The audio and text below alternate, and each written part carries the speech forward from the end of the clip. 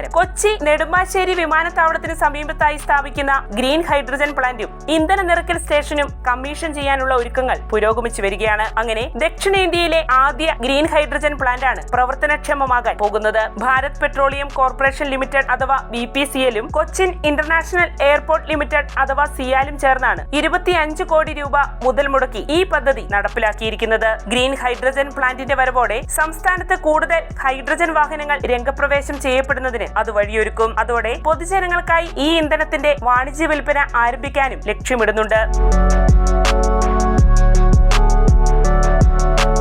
നെടുമ്പാശ്ശേരിയിലെ green hydrogen സംരംഭത്തെ കൂടാതെ തിരുവനന്തപുരത്തും BPCL hydrogen ഇന്ധന വിതരണ കേന്ദ്രം സ്ഥാപിക്കുന്നുണ്ട്. നാഷണൽ ഗ്രീൻ ഹൈഡ്രജൻ മിഷന്റെ ഭാഗമായാണ് കൊച്ചിയിലും തിരുവനന്തപുരത്തും ഹൈഡ്രജൻ റീഫ്യൂവലിംഗ് സ്റ്റേഷനുകൾ സജ്ജമാക്കുന്നത്. ഇതിലൂടെ സംസ്ഥാനത്തെ 2 പ്രധാന നഗരങ്ങളായ കൊച്ചിക്കും തിരുവനന്തപുരത്തിനുമിടയിലുള്ള പൈലറ്റ് ഗ്രീൻ ഹൈഡ്രജൻ മൊബിലിറ്റി പദ്ധതികളെ പിന്തുണയ്ക്കാനും അതിലൂടെ ഹൈഡ്രജൻ അധിഷ്ഠിത പൊതുഗതാഗതം സാധ്യമാക്കാനുമാണ് ലക്ഷ്യമിട്ടിരിക്കുന്നത്.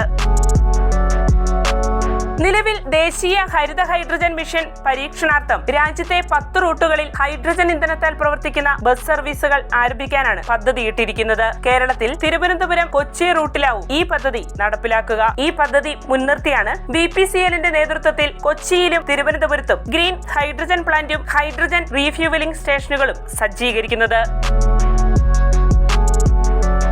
സംസ്ഥാനത്ത് ഹൈഡ്രജൻ ബസ് സർവീസ് കൂടാതെ ഹൈഡ്രജൻ ഇന്ധനമാക്കി പ്രവർത്തിക്കുന്ന vertical take off and landing വിമാനങ്ങൾ അവതരിപ്പിക്കാനും ദേശീയ ഹരിത ഹൈഡ്രജൻ മിഷൻ പദ്ധതിയിടുന്നുണ്ട്. റൺവേയുടെ ആവശ്യമില്ലാതെ തന്നെ ലംബമായി പറന്നുയരാനും താഴ്ന്നിറങ്ങാനും കഴിയുന്ന ചെറുവിമാനങ്ങളാണ് vertical take off and landing വിമാനങ്ങൾ അഥവാ VTOL വിമാനങ്ങൾ. ഇവയ്ക്ക് വളരെ വേഗം 2 നഗരങ്ങൾക്കിടയിലെ സഞ്ചാരം സാധ്യമാക്കാനാകും.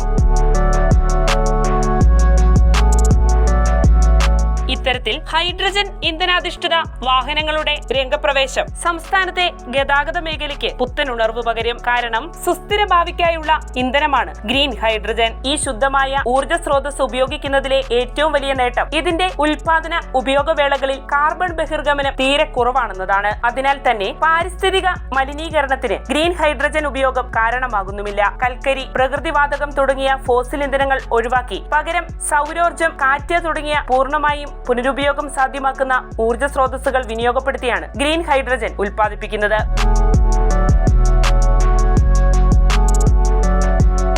ഇലക്ട്രോളിസിസ് എന്ന പ്രക്രിയയിലൂടെ ജലത്തിൽ നിന്നുമാണ് ഇത് വേർതിരിച്ചെടുക്കുന്നത്. അതേസമയം പെട്രോൾ, ഡീസൽ തുടങ്ങിയ ഫോസിൽ ഇന്ധനങ്ങൾ ഉപയോഗിക്കുന്ന വാഹനങ്ങൾ പുറന്തള്ളുന്ന കാർബൺ അന്തരീക്ഷത്തിൽ വൻതോതിലുള്ള മലിനീകരണത്തിന് കാരണമാകുന്നു. മാത്രവുമല്ല, അത്തരം ഇന്ധനങ്ങളുടെ വിലയിലുണ്ടാകുന്ന വർധനവ് മറ്റ് പരിസ്ഥിതി സൗഹൃദ ഇന്ധനങ്ങളിലേക്ക് ചുവടുമാറാൻ വാഹന ഉപയോക്താക്കളെയും വ്യാവസായിക സംരംഭകരെയും പ്രേരിപ്പിക്കുന്നു.